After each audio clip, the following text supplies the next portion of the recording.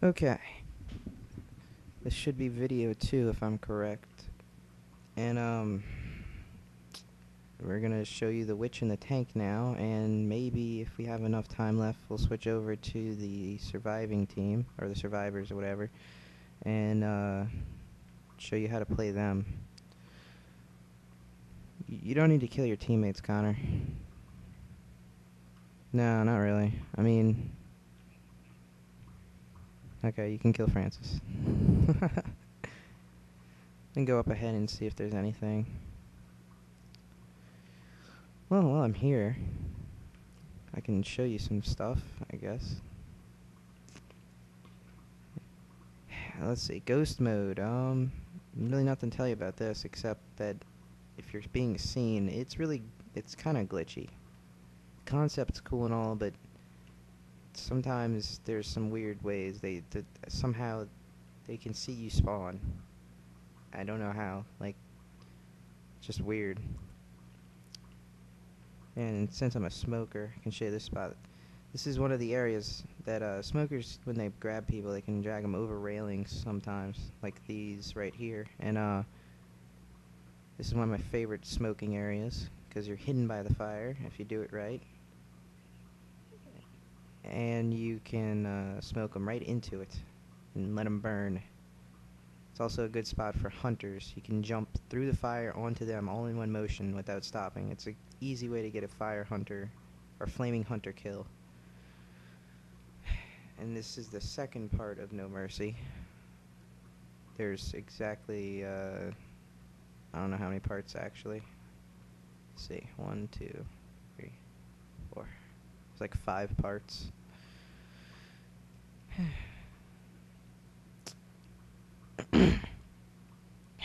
Actually, you know what I'm gonna do? I'll show you something. One of the easier routes to take. You just go this way, down here, and if there's ever a tank, you want to stay in tight spots, which I'll explain that later when I'm a tank, because it causes them to move slow. And this is, sometimes a tank spawns early on this map, and this is the best place to be, because there's only 2 entrances, and they all cause them to move extremely slow.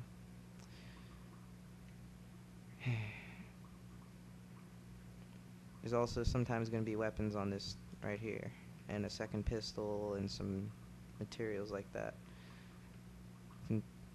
Since Left 4 Dead has the director, and the director chooses based on your skill level, which they kind of... I mean, I love Valve and all, they kind of screwed that up a little bit here, because they really don't... There's so many updates to this thing, the randomness of Left 4 Dead kind of got shot out.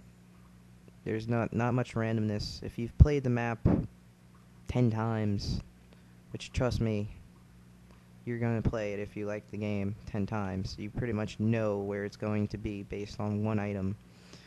Say, for the beginning of the other map, I know there's always going to be one pipe bomb in a certain closet somewhere, and if the pipe bomb is not there, I'm going to know there's going to be another Molotov somewhere else.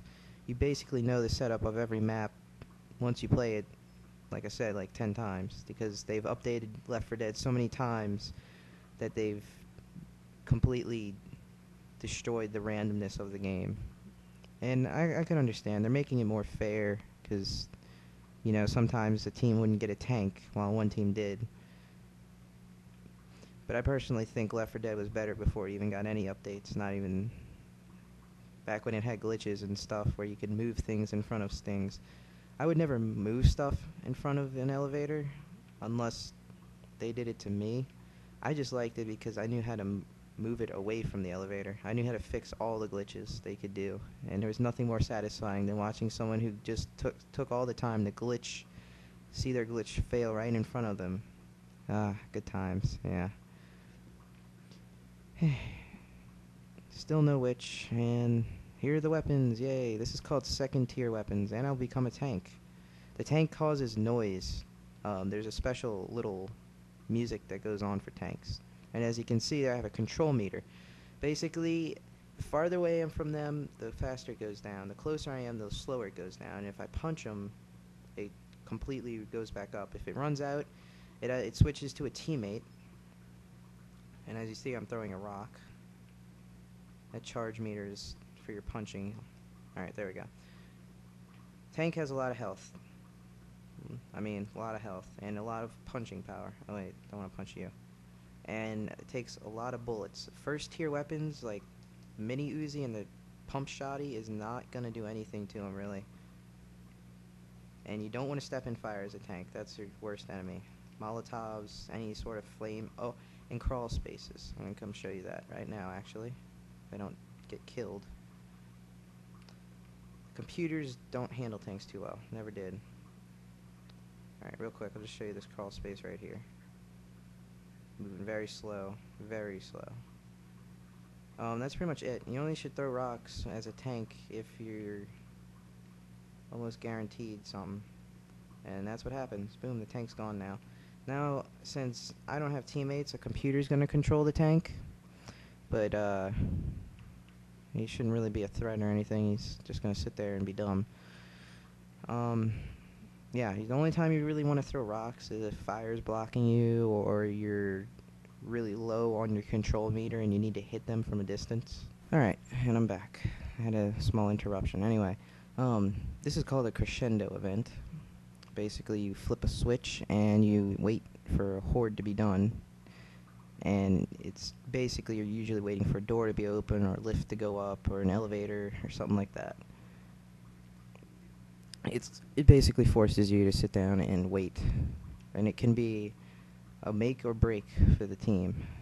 You can lose everything during a crescendo event, or you can gain the advantage. Let's see. Still haven't run into a witch, luckily. And I did have a tank. A couple things I want to mention that I think I covered it pretty much, though. You only use rocks when you're... you use rocks to pick off on people. Pick them off, you know, lower their health, or... You don't want to use them up close, and you don't want to use them if you can easily run up and punch them, because the tank can hit multiple people at once. Yeah, I'll show him the car. Why not? What my friend's gonna do is, there's red cars in the game, and if you touch them, it causes basically a mini crescendo event. And it basically causes hordes to come. Use these as cover and just, you know, smokers pull them into it and stuff. If they're being smoked into it, it doesn't activate. They have to usually be touched or shot by free will. You can't be forced into the car. So Boomer's really good, though. Or if a hunter pounces in front of the car, sometimes it gets shot. The smoker, more or less, is also useful, but it's not always guaranteed to work. And I guess he went through this whole thing without a witch, which is pretty surprising. So we'll wait to the third part of this map. And that's pretty much it. Yeah, I showed you the tank. So